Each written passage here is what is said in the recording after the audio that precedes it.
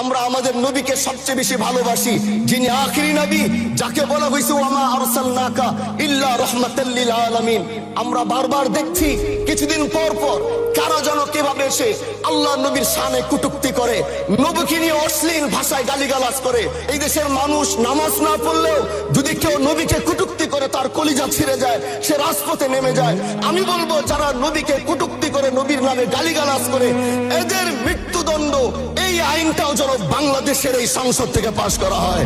মাননীয় স্পিকার, এলাকায় বলেছিলাম যে আমরা ন্যায়ের পক্ষে কথা বলবো, ইনসাফের পক্ষে কথা বলবো।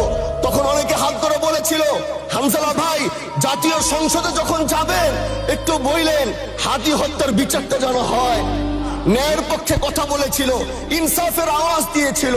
আমাদের মতোই যুবক মাননীয় স্পিকার, তিনি এই যে স্বপ্ন বলেছিল এক সুন্দর বাংলাদেশ করবার, রাস্তার ভিতরে সেই স্বপ্ন থামিয়ে দেওয়া হয়েছে। এই বিচার যদি না হয় তাহলে আমাদের মতো আন্দোলনের নিরাপত্তাও রাস্তায় কেউ দিতে পারবে না মাননীয় স্পিকার। এই জন্য আপনার মাধ্যমে আমি বলতে চাই, হাদি হত্যার বিচার যেন সুনিশ্চিত করা হয়।